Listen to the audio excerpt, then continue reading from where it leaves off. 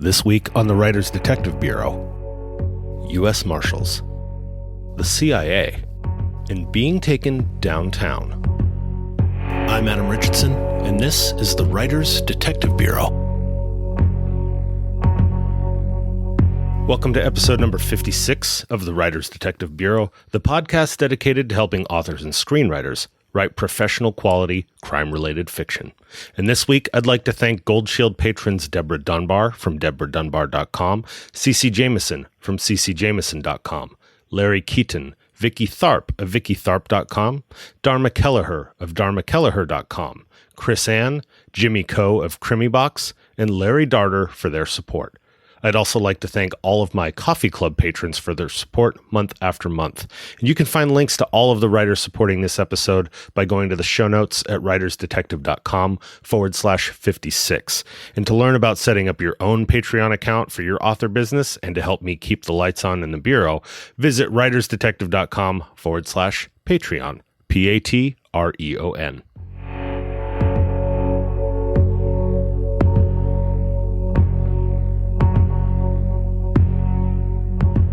This week's first question comes from Ken Shoemaker, who you can find at facebook.com/ShoemakerKen51. Ken wrote, "Congratulations on the 1-year anniversary for the podcast, and congratulations to all the winners. My question this week is how often do you or other agencies use the U.S. Marshals Service to apprehend wanted fugitives? Do you or other detectives work with them in the hunt?"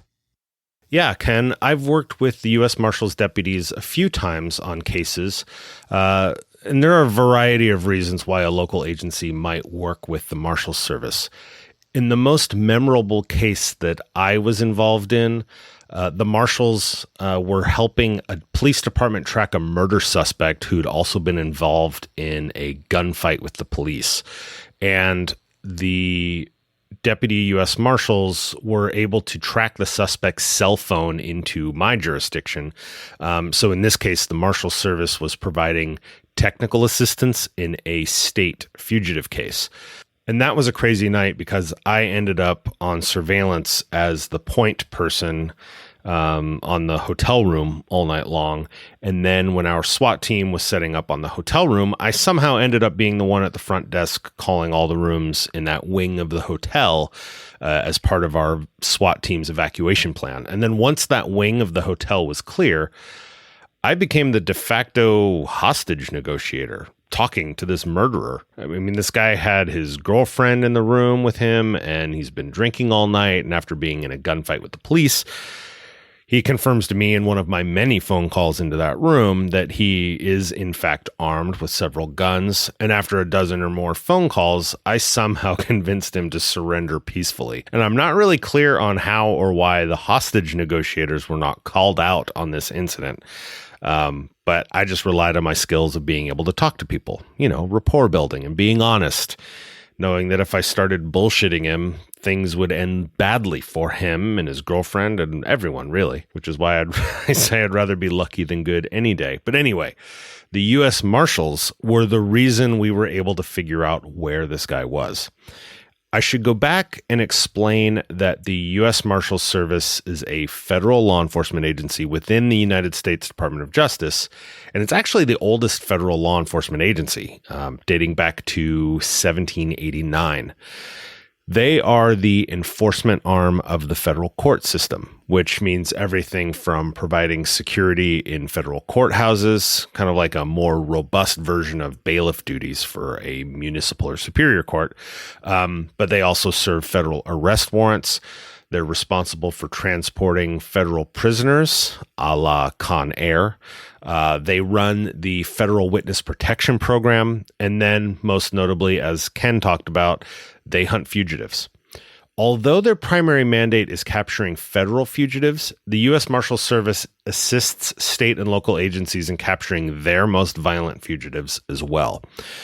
They have fugitive task forces all around the country that are run by the U.S. Marshals Service, but they will be staffed by both deputy U.S. Marshals and local police officers or sheriff's deputies or detectives working as one team. In the mid to late 2000s, the A&E network on television had a reality show called Manhunter's Fugitive Task Force, which did a great job of highlighting what it's like to work on a fugitive task force and just how dangerous it is to hunt down armed and dangerous fugitives. You might be able to find that show on demand somewhere. That was Manhunter's Fugitive Task Force, and it was on A&E, I think around 2008 or so. When I've worked cases where our suspects have fled and become fugitives, even when we were working with the FBI to get unlawful flight to avoid prosecution warrants, which are the federal warrants we need when we think our murder or violent crime suspect has fled the country. But even though we were working with the FBI on that, the U.S. Marshals Service was always ready and willing to go out and find our bad guys. Being a deputy U.S. Marshal on a task force is definitely not a sit in a cubicle 9 to 5 kind of job. It can be exciting and dangerous work. So, Ken, those are the ways that I worked with the Marshals Service. And thanks again for your question. And you can find Ken's work on Facebook by going to facebook.com/ShoemakerKen51.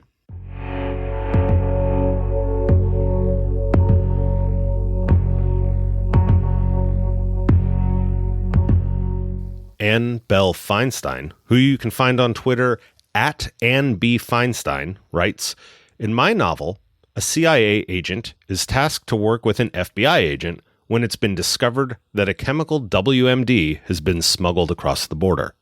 The attack is just hours away. The CIA agent has information she gained overseas. Can she share this with the FBI?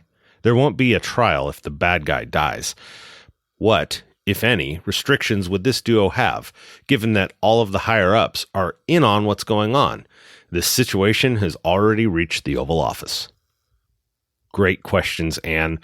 First, let me correct a tiny bit of terminology that is unique to the CIA. Now, you have two characters that are essentially equals, one working as a special agent for the FBI, and then the counterpart, the one working for the CIA, is an operations officer.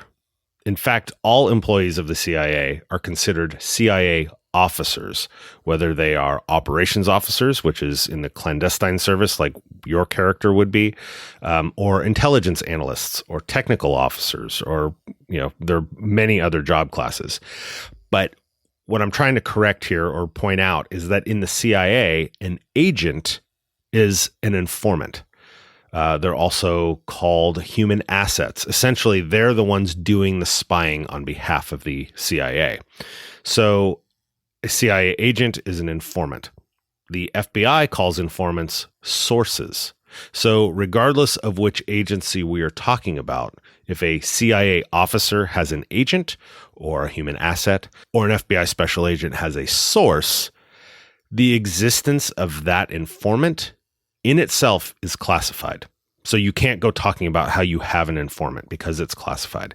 But both the CIA officer and the FBI special agent will both have top secret security clearances for sensitive, compartmented information, which is a mouthful to say, but they abbreviate it as TSSCI, which is written as the capital letters TS/SCI, and all of that's in capitals. And the SCI refers to the specific need to know information that that person has been vetted for. And I will link to a Washington Post article that covers the top 5 myths about security clearances. They'll be in the show notes at writersdetective.com/56. But that article does a great job of explaining the various sub-clearances associated with having a top secret security clearance. So anyway, your CIA officer and your FBI special agent will both have TSSCI clearances. So sharing that information between them would not be an issue. And furthermore, especially in the case of an imminent attack, threat information like that can be passed along to whomever needs to know, like a police chief or a county sheriff. The feds just can't divulge the source of the information to anyone without a clearance. But she can definitely say there is a credible chemical WMD threat that is imminent. What she can't say is, I have a source working in the Kremlin, or the NSA intercepted a phone call between so-and-so and so-and-so. If people are going to die, she best be focused on the end goal, and that is sharing that intelligence or sharing that information about a threat with the people that are charged with protecting the public. A lot of this was actually covered in the 9/11 Commission report, and I highly recommend reading that if you get a chance. As for restrictions, well, that's going to be kind of tricky. You see, the CIA's role as an intelligence agency is to collect that intelligence and information outside of the United States, whereas the FBI is the agency that collects intelligence and information within the United States. The FBI changed dramatically in the aftermath of 9/11, and one of the most notable changes was the scaling up of the intelligence side of things. So in most RAs are the resident agencies, which are the local FBI offices throughout the country. You'll have FBI special agents assigned to work criminal cases like bank robberies, serial killers, kidnappings, all the stuff you guys write about. And then there will also be FBI special agents assigned to work on the intel side, like international terrorism, domestic terrorism, counterintelligence, which is trying to catch other countries' spies doing spying in the United States. So an agent typically works on either the criminal side or the intel side. And the main reason that there is a divide between criminal and intel is that intel has classified material, like the overseas WMD intel that your character has, can't really be divulged as part of the discovery process in a criminal trial. There are certainly ways to redact aspects of it if it really needs to be presented at a trial for a critical criminal case. But as a general rule, classified material isn't supposed to be relied upon for criminal investigations. But that kind of intelligence is shared between the CIA and the FBI all the time. As for passing the intel up the chain on either the FBI or CIA side, that's not going to be an issue at all. That's what these agencies are set up to do.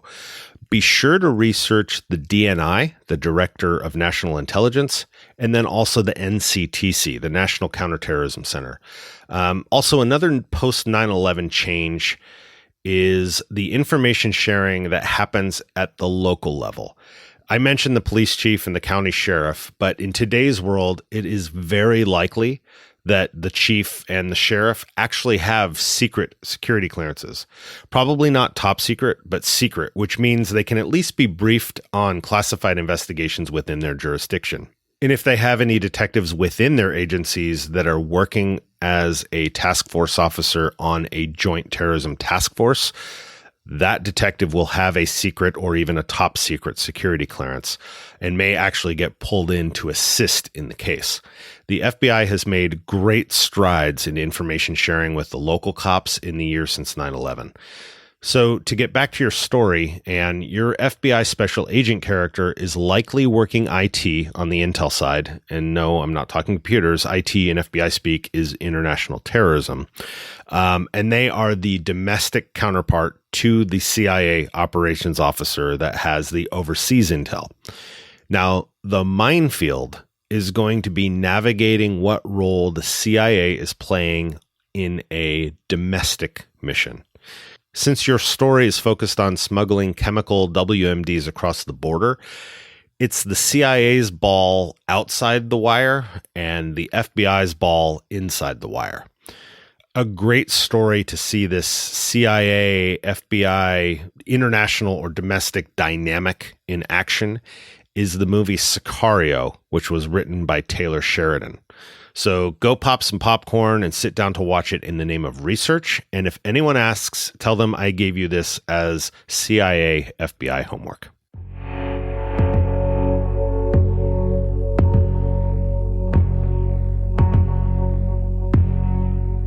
In this week's last question comes from Joan Raymond of JoanRaymondWritingAndDesign.com.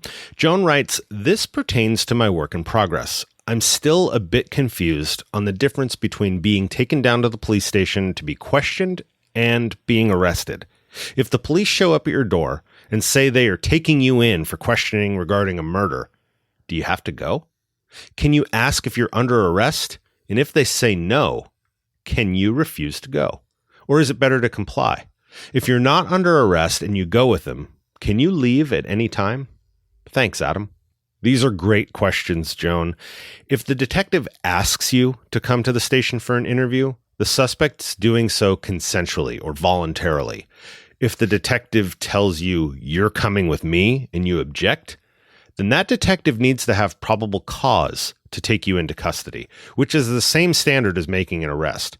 Now, whether you're actually under arrest at that point can be debated, but from a legal standpoint, you're either free and you can refuse to go to the station, or the detective or that officer has probable cause to arrest you and can legally take you to the station, and you're considered in custody. So you still have your right to not answer any questions and have a lawyer present, and assuming you're not free to leave and the detective wants to talk to you about that murder, you're going to have your rights read to you. So to be clear and answer your specific questions in order, Joan, if the police show up at your door and say they're taking you in for questioning regarding a murder, do you have to go? You can ask if you're under arrest. If they say no, but you have to come with me, you can ask, am I free to leave?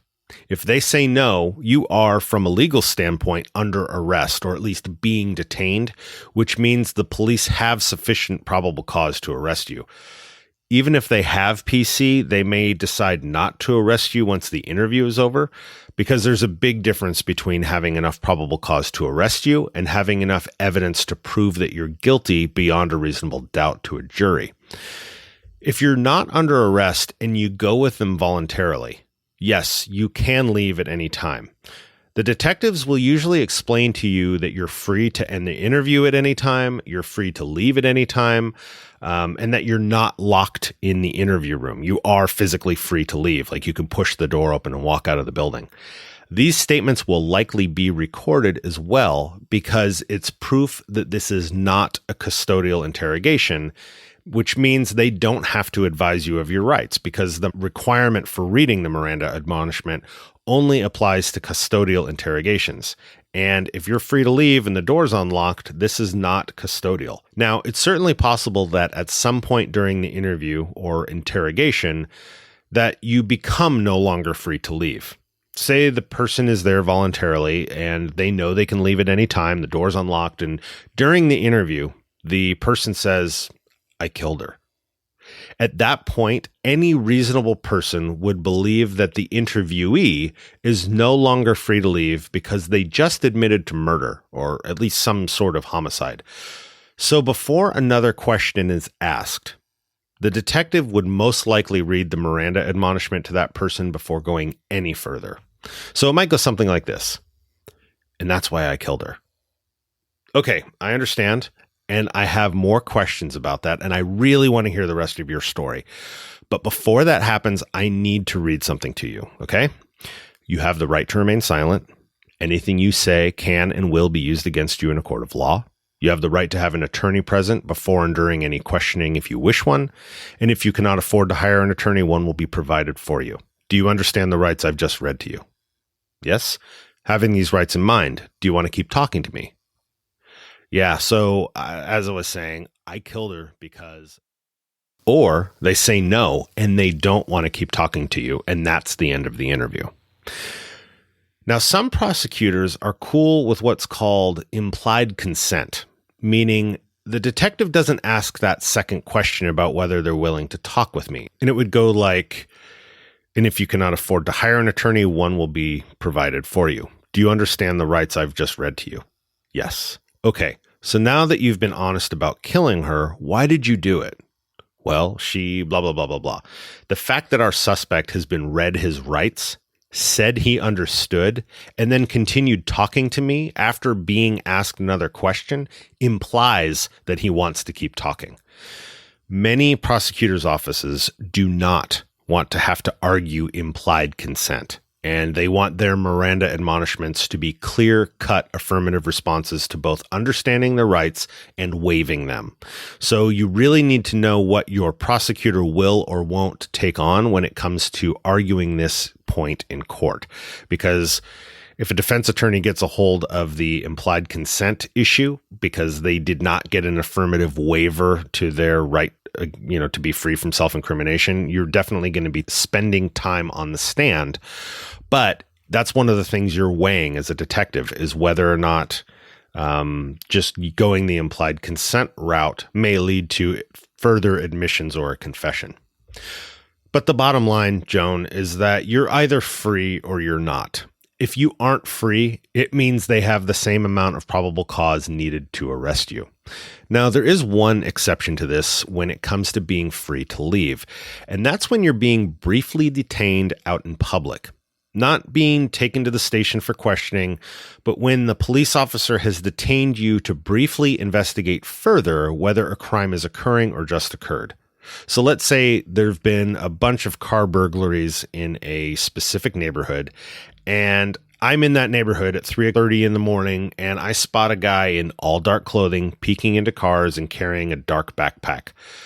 I don't have probable cause to arrest this guy, much less take him downtown to be questioned about car burglaries. But I certainly have reasonable suspicion to think that he's up to casing cars and may have burglary tools in his backpack. So those are still articulable facts, much like probable cause. I just don't have as much. I know I've talked in the past about the wine glass analogy of as you put more facts into that cup, it gets higher and higher. And you go from reasonable cause to probable cause to, when it's completely tippy top full, that's your beyond a reasonable doubt. So the courts have held in the case Terry v. Ohio that I can briefly detain this person to investigate further if he's involved in breaking into those cars. So I could pat him down to make sure he didn't have any weapons on him, and I could perhaps have my partner stay with him while I check the other cars on the block to see if they were broken into. And I realize this doesn't really fall into your murder investigation scenario, but it's important to understand the reasonable suspicion standard, which, while not as significant as probable cause, it does still allow for brief detentions out in the field.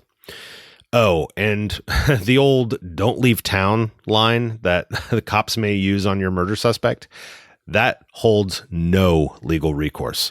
You are either free or you aren't. And as long as the guy isn't on probation, parole, or out on bail, where some of your rights have been abridged in exchange for being let out of jail early, then you're free like any other member of the public to go anywhere you please. So if a cop says don't leave town, they're just trying to make it easy on themselves for finding you later.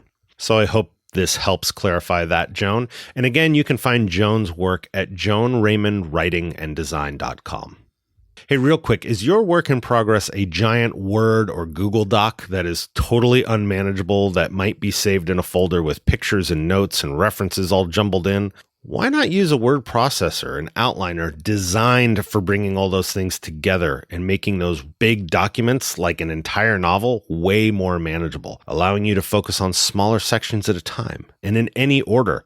That's exactly what Scrivener is designed for. Scrivener is available for Mac, Windows, and even iOS for those of you writing on the go on iPads or iPhones. To get a free 30-day trial of Scrivener, and that's 30 days of actual writing, where you open Scrivener, not 30 days on a calendar, go to writersdetectivebureau.com/Scrivener and check it out for yourself. That's writersdetectivebureau.com/SCRIVENER. Thank you so much for listening this week. Make sure you hit that subscribe button to get every episode of the Writers Detective Bureau podcast automatically. If you enjoyed this episode, I would love it if you'd leave me a review. Please don't let me run out of questions again. Send me your crime fiction questions by going to writersdetective.com/podcast. Thanks again for listening. Have a great week and write well.